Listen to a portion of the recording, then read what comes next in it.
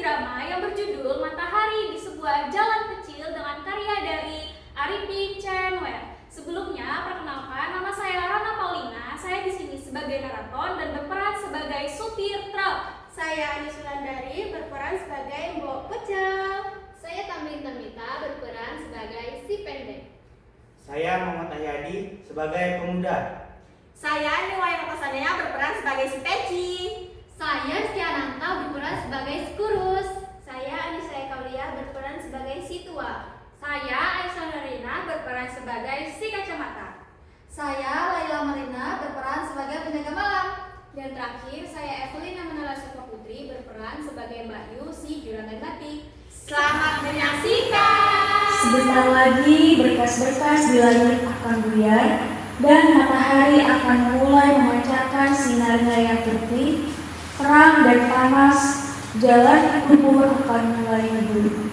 Bernapas dan debu-debu akan segera berterbangan mengotori udara. Jalan itu bukan jalan kelas 1, jalan itu jalan kecil yang hanya dilalui kendaraan-kendaraan dalam jumlah kecil, tetapi sebuah pabrik es yang tidak kecil berdiri di pinggirnya, dan pabrik itu memiliki gedung yang sangat tua. Di depannya, gedung itulah para pekerja pabrik mengerumuni simbol yang berjualan kecil di halaman. Seorang laki-laki yang sejak malam terbaring tidur di ambang pintu yang terpalang tak dipakai itu bangun dan menguap setelah seorang yang bertubuh pendek membangunkannya. Laki-laki itu adalah penjaga malam.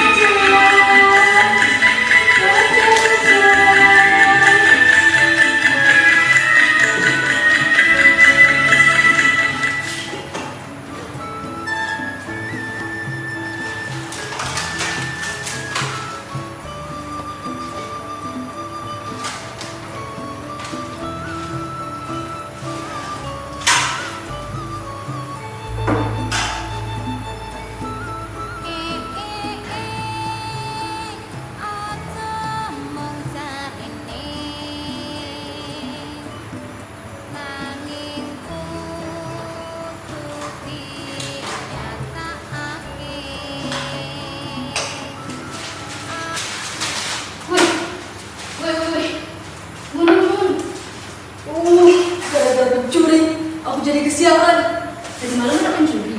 Di sana, di ujung sana, tertangkap. Dia licin seperti belut.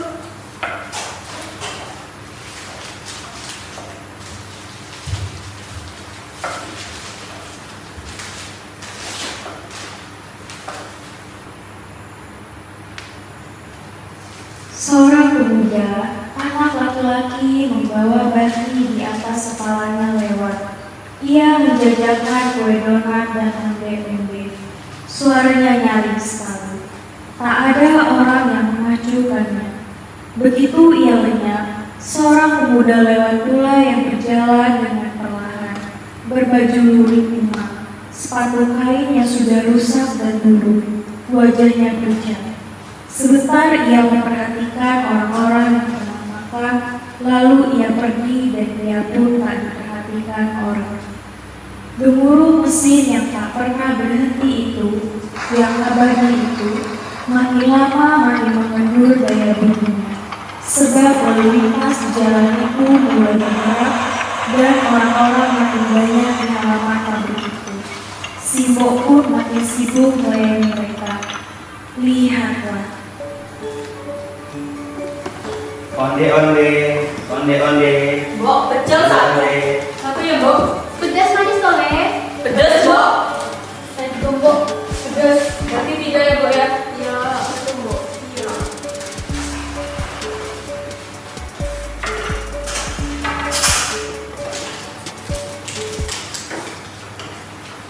Sedikit sekali.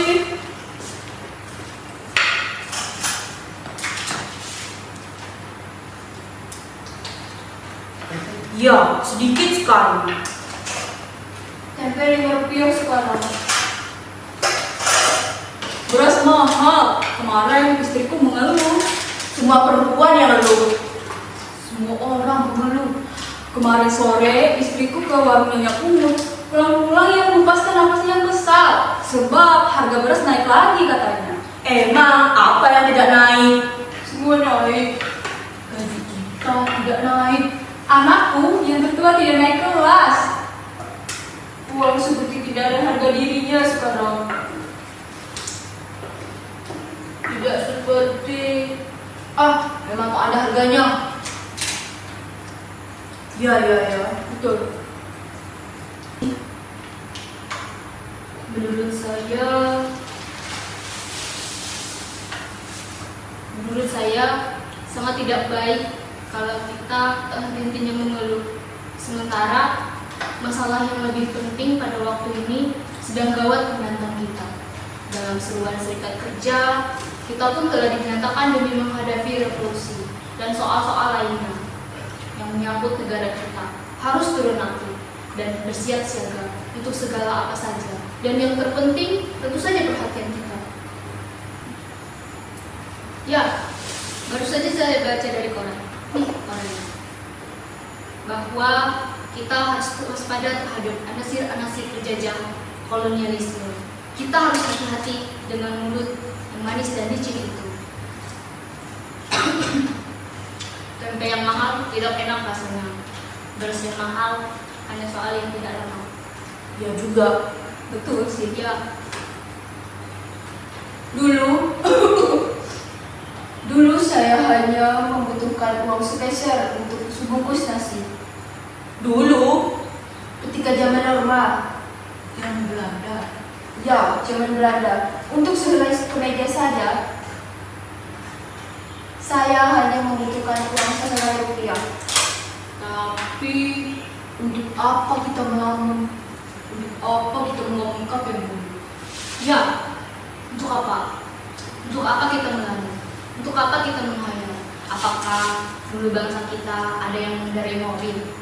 Sepeda pun hanya satu orang saja yang memilikinya. Kalaupun dulu ada, itulah mereka para bangsawan, para priai, dan para angkenar yang hanya mementingkan perut sendiri saja. Sekarang, lihatlah ke jalan raya. Lihatlah kendal-kendal, stand-stand, pemuda-pemuda kita berkeliaran dengan sepeda motor. Kau punya sepeda. Ya, kita bisa mendengarkan lagu-lagu dangdut dari radio. Ya, tidak. Ya, tidak.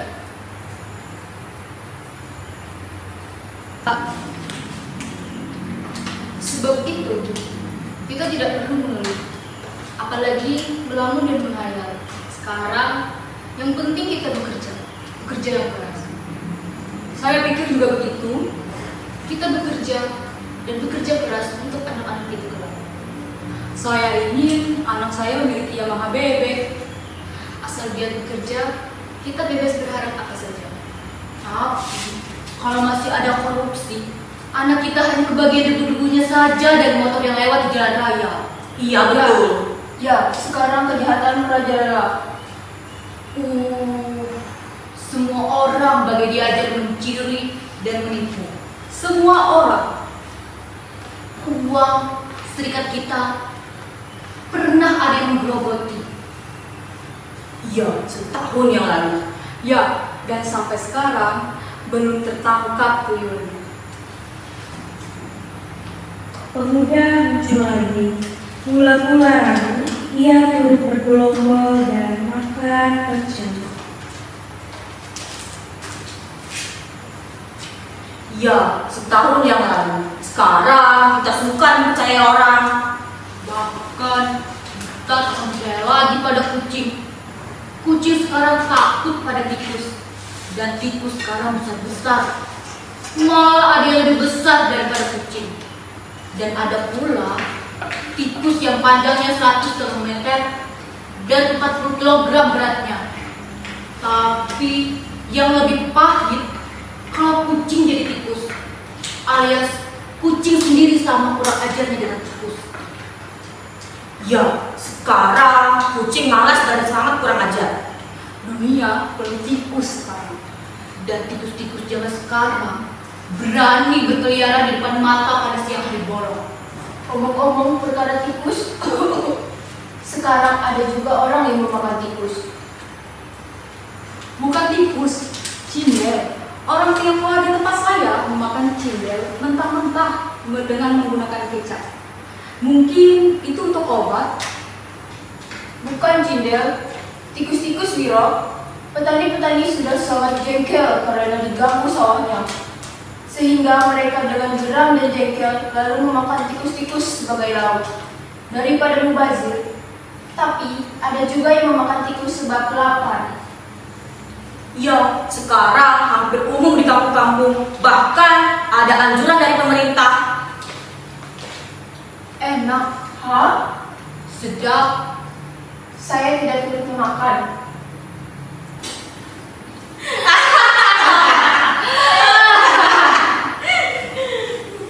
Semua tertawa. Lonceng bekerja bergetar.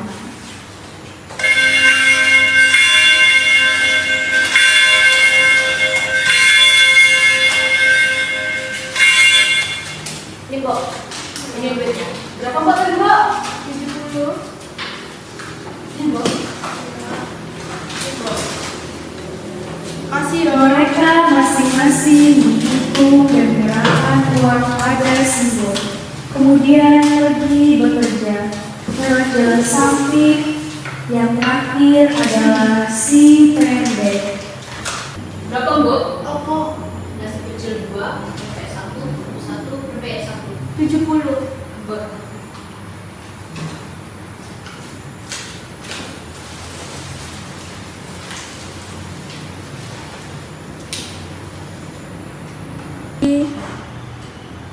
Pemuda menghabiskan makanannya dengan lahap sekali.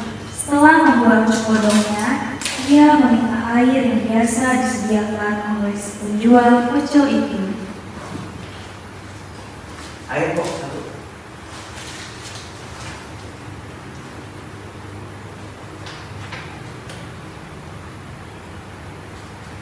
Ia berdiri, merogoh satu celana.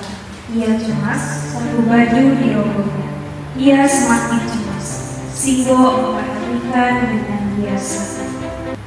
Ada yang lihat? Barangkali Apa? dompet, Dompet? Ada uang di dalamnya?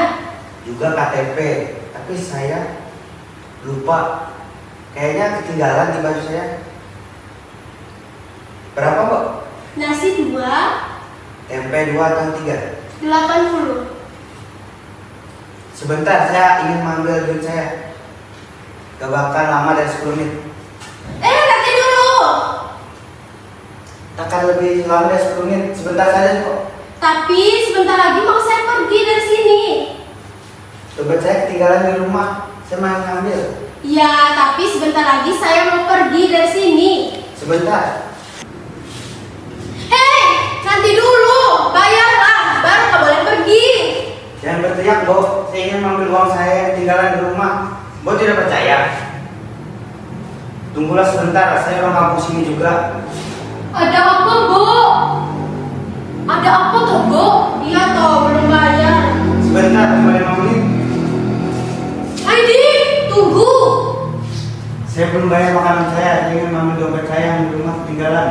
Iya, tapi jangan minggat-minggatan. Saya tidak boleh pinggat atau lari. Lagi pula saya sudah izin sama Simbo. Simbo mengizinkan. Saya cuma sebentar. Simbo memperbolehkan kau pergi. Simbo keberatan engkau meninggalkan tempat ini sebelum engkau bayar makananmu. Bagaimana saya mau bayar? Dompet saya ketinggalan. Iya, tapi jangan minggat-minggatan.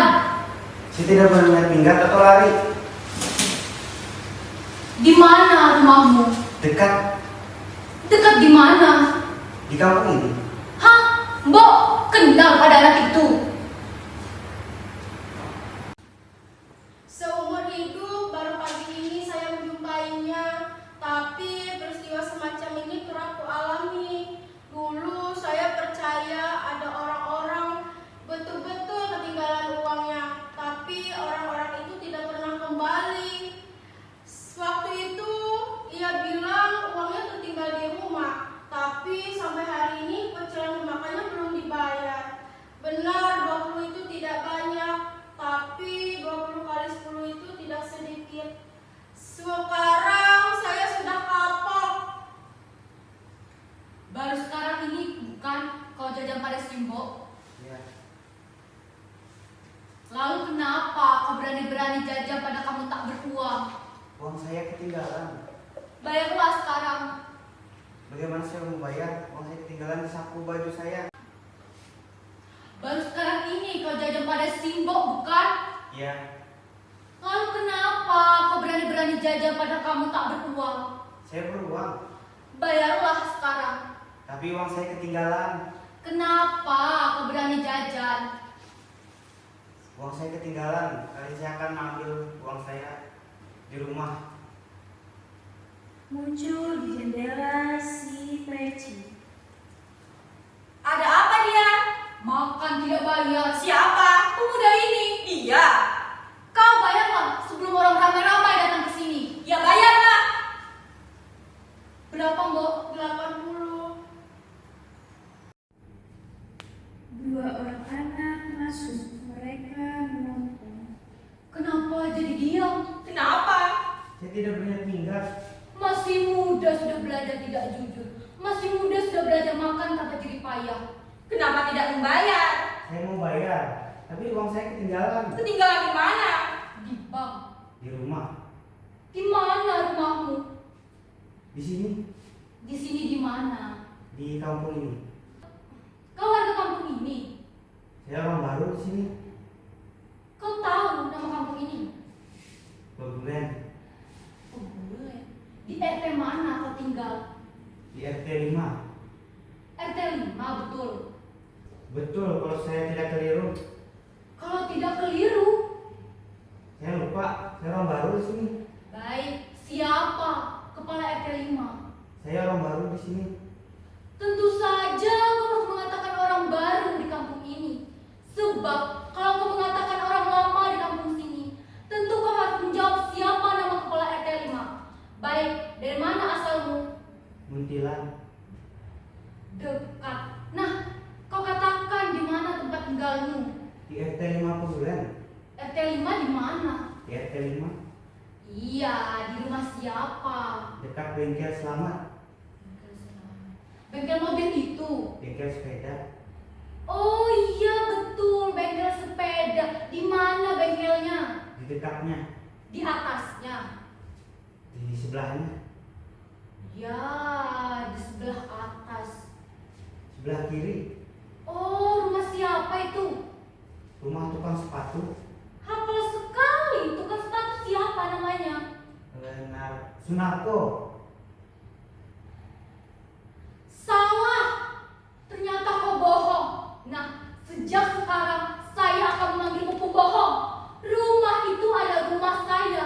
Di muka rumah itu pun berdiri rumah simbok ini. Kau bohong. Saya tidak bohong. Bukankah di antara dua belah rumah itu ada rumah yang agak bagus? Kau cerdas sekali. Tapi tolong, rumah itu rumah Pak Prawiro, bukan rumah Mas Sunarko. Barangkali namanya Sunarko Prawiro. Indah sekali namanya. Kau yakin benar nama itu? Saya tidak begitu kenal namanya. Tentu saja Pak Prawiro itu sangat tidak kenal padamu. Tapi saya betul kenal dengan orangnya.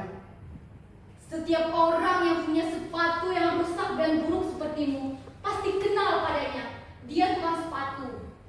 Tapi saya betul-betul kenal. Betul, Betul. betul. Cih, Saya mau bayar. bayarlah.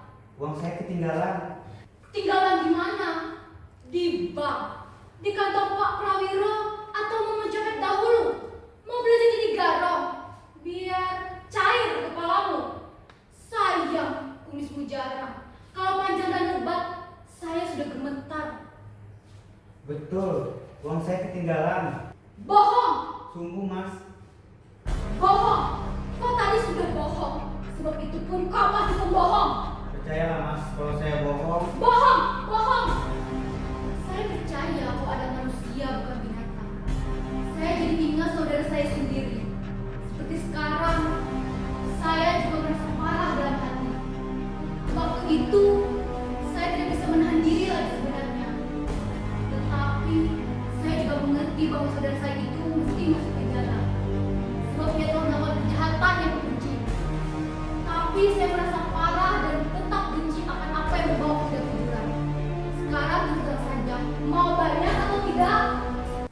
Dari pintu muncullah si kacamata, si tua, dan lain-lain. Yang tak hadir hanya si pendek. Ada apa? Makan tak bayar. Siapa? Pemuda ini? Iya, pemuda ini. Segagah ini. Kalau tidak gagah, barangkali dia tidak berani menipu. Hei pemuda, kau punya uang tidak? Punya, Nah, kenapa masih tidak bayar? uang saya ketinggalan. Ketinggalan, lebih baik tidak usah berbohong. Kalau bersikeras, semua orang akan menggempalkan tangannya dan akan mengotori mukamu nanti. Bayar atau? Uang saya ketinggalan. Ketinggalan. Sekarang mengakulah, kamu menipu ya? Punya uang tidak? Mengaku! Kau pasti tidak punya uang. Dan kau mengaku penipu. Nah, bilang saja terus terang, jangan kau sakiti badanmu sendiri.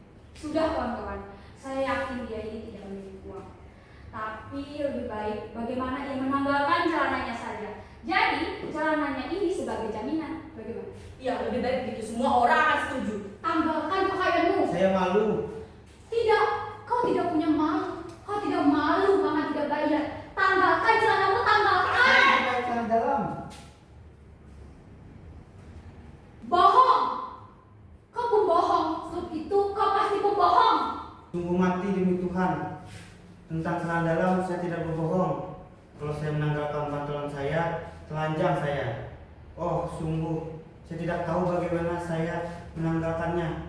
Dan tentu saya tidak pun bisa membuktikannya. Percayalah, kalau saya membuka celana, telanjanglah saya. Sejak tadi kau sudah menelanjangi dirimu sendiri. Dan kau diam-diam telah memberi api pada setiap orang yang telah melihatmu.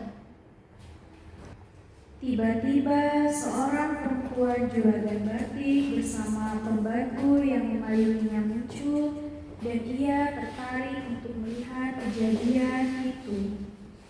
Ada apa tadi? Makan tidak bayar. Siapa? Yura ini. Oh, mula-mula ia berniat menipu, pura-pura akan mengambil duit yang katanya ketinggalan di rumah. Tapi akhirnya dia berbohong, maka dari itu kami semua yang ada di sini sepakat dia akan menanggalkan celananya. Yang dimana celananya akan menjadi jaminan atau pengganti uang jika dia memang punya uang. Berapa toh habisnya? Berapa tadi? 80 rupiah. Ah, sedikit. Sudah, jangan ribut-ribut. Ini Mbak, 100 rupiah. Nanti dulu Mbak Yu. Mbak Yu bilang kasihan padanya. Sehingga merasa kasihan Mbak Yu untuk membayarnya. Tidak, saya tidak tersinggung. Saya tuh memang kalau 50 itu sedikit. Dan saya juga tahu atau siapa saja masih mampu memberi. Meskipun menampakkan kesaran dan penghinaan. Tetapi ia juga bersama kemuliaannya diridhoi Tuhan. Dan jangan lupa, saya dan teman-teman di sini atau siapa saja juga mampu kalau berniat memberi anak pemuda ini uang 100 rupiah. Tetapi bukan itu soalnya. Ya, bukan itu soalnya. Ya, Tanpa memberi reaksi apa-apa, perempuan dan pembantunya pergi melanjutkan perjalanan. Sombong bener perempuan itu. mau buka celana tidak? Baiklah, tadi saya sudah berkata dan saya percaya bahwa kau bukan anjing. Karenanya kau pasti memiliki rasa malu. Baik, sekarang bajumu saja kau tanggalkan. Ya, baju saja. Ayo cepat. Nah, sebentar lagi kalau mata orang-orang di sini copot dan melotot, maka gemparlah di muka pabrik ini. Sebab ada seorang pemuda yang dipukuli ramai-ramai oleh banyak orang. Saya melepaskan baju saya, Pak. Lepaskan. Saya tidak berkaos. Tak peduli, tanggalkan. Malu priai kamu. Hah? Tak berkaos malu, tapi berani menipu. Laknat kau ini. Penipu bagi dirimu sendiri. Lepaskan. Saya akan melepaskan bukan baju tapi sepatu. Sepatu kain yang jebol itu. Kau telah membuat dagelan yang lebih menjengkelkan lagi tahu. Ya, 1 Tiba-tiba terdengar gemuruh suara truk mendekat dan berhenti tidak jauh dari tempat itu.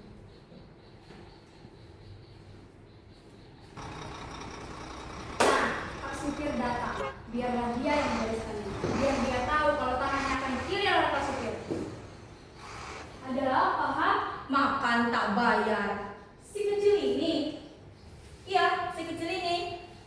Oh, sudah kenyang, Ha? Terlalu pagi. Matahari masih terlalu rendah untuk dikhianati. Lalu akan kita apakan dia? Iya, harus menanggalkan bajunya. Begitu semestinya. Lebih baik makan baju daripada makan tidak bayar. Lalu, Tapi ia menolak melepaskan bajunya. itu tidak adil. Ia bisa menolak untuk telanjang badan, tapi ia makan tanpa bayar. Itu tidak adil. Hei anak muda, kau pemuda Indonesia bukan? Tidak, jangan mengangguk. Kalau kau mengangguk dan mengiyakan pertanyaan saya, sama saja kau mengatakan bahwa pemuda Indonesia itu dibolehkan makan di warung tanpa bayar. Tidak, tanah ini akan menangis mendengar cerita itu. Dengarkan, dulu waktu sehabis perang saya juga pernah menjadi pencopet tanpa peduli lagi. Tapi malah rupanya tangan ini terlampau kasar sehingga tangan ini lebih suka diborgol dalam penjara. Nah, di tempat yang sepi itu aku mengakui bahwa aku telah menyakiti banyak orang. Tapi dengarlah lagi, kau tahu kalau kau berjalan ke arah barat dari arah sini, kau sampai pada sebuah perempatan yang dimana berdiri beberapa pohon beringin. Kau tentu sudah tahu kan, di belakang pohon beringin itu berderet asrama, dan kau tahu tempat apa itu? Asrama polisi. Nah, kau mau kuantarkan ke asrama itu? Suka? Tentu tidak ya. Nah, copot bajumu. Saya malu. Jangan malu-malu, copot. Pemuda menanggalkan bajunya pada si peci. Lepas. Simpanlah baju ini, Mbok. Kalau ia membawa uang, berilah baju ini nanti. Beres sudah. Ayolah, kita bekerja sekarang. Habis waktunya terbuang. Beres sudah. Ayolah, kita bekerja sekarang. Habis waktunya terbuang.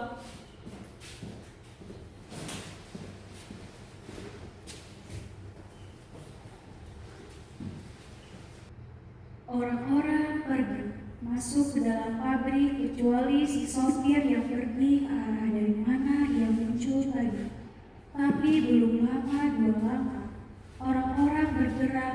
Tiba-tiba Saya kira kalau baju itu disimpan Simpo, sekarang niscaya kurang aman. Lebih baik baju itu dititipkan pada Apu yang kerjanya dekat jendela. Baiklah, Mbok. Baju ini saya akan bawa ke dalam. Kalau ada apa-apa, panggillah saya.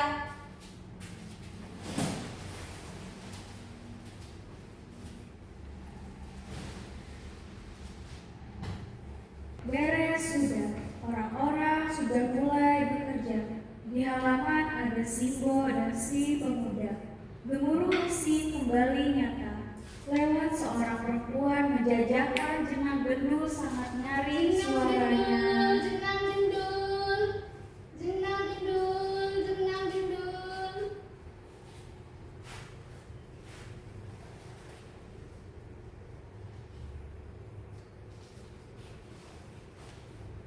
Bo, mula-mula maksud saya tidak akan menipu. Sudah 2 hari ini saya hanya minum air mentah saja dan tidak makan apa-apa. Seminggu yang lalu saya masih di Klaten, bekerja di sebuah bengkel. Ya, itu tidak cukup dapat makan. Sebab itulah saya mencari pekerjaan di sini. Asalku sendiri dari desa yang berada di Gunung Kidul, Wonogiri. Juga Mbok pun tahu tanah macam apa itu. Tanah tandus, tanah yang tidak menghasilkan buah. bagi mulut yang papa. Sebab itulah aku turun dan membara sampai ke pesisir utara ini. Tapi jarak ke selatan sampai ke pesisir utara tidak juga memberikan aku apa-apa. Karenanya lah aku terus menyusuri ke barat, ke tanah wali ini. Di sini dan 2 hari ini sudah saya kelaparan. Dan pada hari ketiga kelaparan, saya kesini ke tempat mbok penjual pecel. Tidak, saya tidak dimaksud menipu. Sekali tidak, ya Tuhan, kutuklah aku.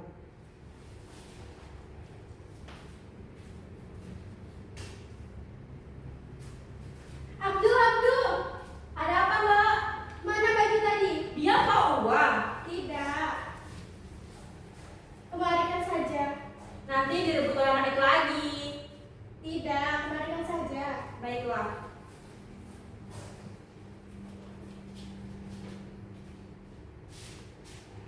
Ya mbok, sebelum saya memesan nasi tadi, saya sudah berjanji pada diri sendiri.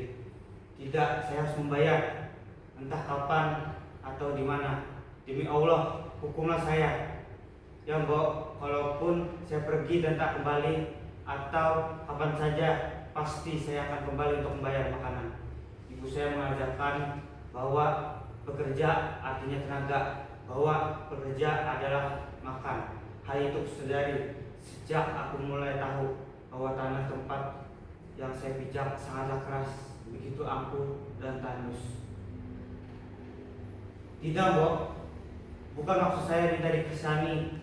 Saya hanya ingin menceritakan, dan saya hanya ingin mengatakan bahwa hati saya bersih terhadap baju itu. Saya sudah rela bahwa barang itu patut saya berikan, karena saya sudah memakan makanan Singo. Terimalah. Tidak, Mbok. Terimalah. Tidak. Terimalah. Mbok, percayalah. Saya percaya. Sebab itu kau harus menerima bajunya kembali. Tapi baju ini bukan milikku lagi. Tidak. Ibu bilang aku tidak boleh memiliki barang dengan orang lain. Tidak, ada air mata di mata Simbo. Tidak. Saya ingat anak saya. Simbo punya anak. Iya, satu-satunya jantan yang cantik. Di mana sekarang? Di sini. Di sini. Iya, di Kendal, di penjara. Hah? Ya, saya pun tak pernah menyangka anak saya itu akan menjadi pencuri sepeda. Tidak, saya cukup memberi ia makan, tapi barangkali disebabkan pergaulannya, atau saya tidak mendidiknya, atau saya tidak tahu. Tapi aku tahu dan percaya matamu beda dengan matanya. Saya melihat matamu bening. Sebab itu saya yakin kau tidak seperti anak saya. Kau seperti kemenakan saya. Kau pasti anak yang baik. Cepat terimalah sebelum penjaga malam datang. Cepat sana. Baiklah. Terima kasih dari suami tinggal, Mbok. Ya.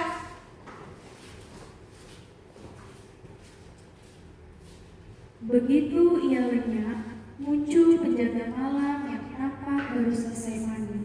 Ia tampak dingin. Bawa pecel pedas 1. Katanya tadi ada pemuda yang mau menipu. Iya. Bagaimana tampaknya? Kurus dan cantik. Pakai baju lurik. Iya, kalau tidak salah. Bajigur. Kurang ajar dia. Tadi dia tak jadi kan menipu di sini? Kemana ya? Jangkrik anak muda itu. Belum? Ada apa? Pasti dia. Kemarin malam dia juga menipu di sebuah warung di pasar Kauman. Hah? Ya Allah. Langit di atas mulai kotor oleh nafas manusia dan lalu lintas pun mulai lebih ramai. Seorang anak laki-laki menjajakan es lilin lewat. Tanda hari sudah siang. Suaranya nyaring menyembul di sela-sela kesibukan. Sekian penampilan drama dari kami. Mohon maaf apabila ada kesalahan atau tindakan kami yang kurang berkenan. Terima kasih. Terima kasih. One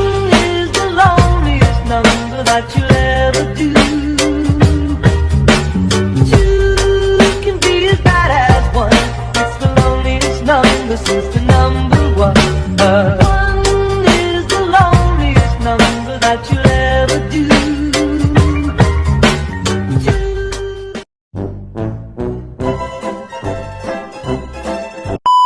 Semuanya, si